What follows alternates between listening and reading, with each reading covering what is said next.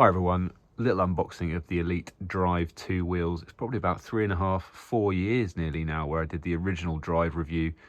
And whilst being pretty groundbreaking at the time with their weight and carbon spokes and everything, there were a few design features that I didn't like. One of them being the non-captive spoke heads. And luckily on these ones, they're all captive. So they've really listened, and I'm glad, because I've called that design out in other videos, and I think it's an accident waiting to happen. We've seen the effects of wheel failures have been much worse if your spoke heads are not captive. Anyway, we'll come on to that in another PT show.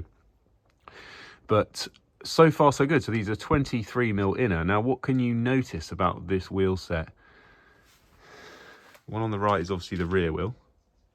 So yes, I've gone for reverse mullet. That's something I put on a YouTube video about 5 years ago now, when I started to run a deeper front wheel. I've done it all year on the kind of road bike TT, and in terms of aerodynamics and weight balance, it's the way you want to go really, unless it's really crosswindy. If it's really crosswindy, then I wouldn't ride, a 65 on the front. But if you think about aerodynamics, the front wheel is more important. So this is not a combination that they actually offer on the website, but when I asked Elite to get a set of wheels for review, I asked them, I was like, can you do me a deeper front wheel, and we'll see how it goes down, and then maybe they can think of offering it as a package. So I think this is kind of the only one that exists so far outside of the factory guys. But yeah, deeper front. This will be my new wheel set for next spring, probably, for the road bike TT. So 23mm inner on both wheels, tubeless ready, which I won't be riding.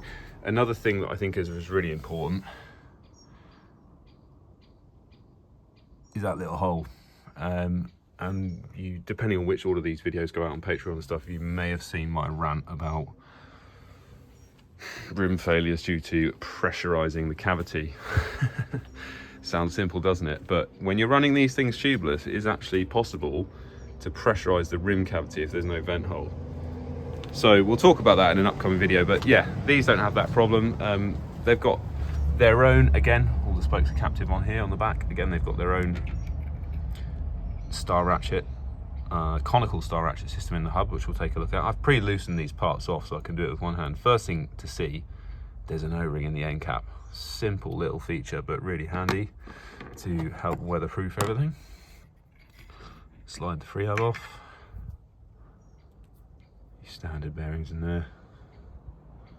Can't actually see which ones they are yet, but it's full of grease as well, which I really like, because a lot of wheels don't come with any grease, and then as soon as a bit of water gets in, you're down to the grease that's inside the bearing, and by that time it's kind of too late.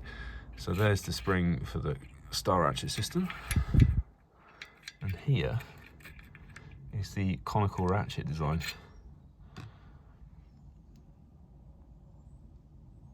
So it's like a normal star ratchet, but the teeth engage on a taper. I'm not sure why they've done it, maybe just to be different, but you can see there the tapered cone. Obviously a serious piece of machining to make that accurately. That's pretty impressive, and that obviously needs to be super, super hard as well. So very hard steel that is. I don't know what the Rockwell hardness of that is, but it's right up there. Well, it should be.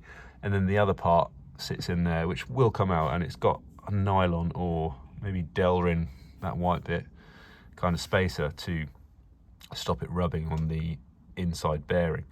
Now that's nice, because on some of these star ratchet systems where you've got a stationary part, if there's no spacer between that and the bearing, it can kind of rub and fret. Even though it won't rotate with respect to the bearing, it could kind of fret on it. So that's quite nice to see. Just a big plastic spacer should take any grinding or squeaking out of it. But yeah, so far so good. I'm going to get them built up with the standard Contis, the 5K TRs, and yeah, I'll probably start riding them through winter, because it's mid-autumn now. So happy mid-autumn festival to those in Asia. But they do have spoke holes as well, which is nice from a serviceability point of view, that you're getting a lot of rims now where this is solid, so you don't need rim tape. But if you ever pop a spoke, it's an absolute pain in the bum. They do come with spare spokes, I guess one for each length. I haven't checked how many lengths there are yet. And then in here, like, this is another thing where the Chinese brands are really upping their game.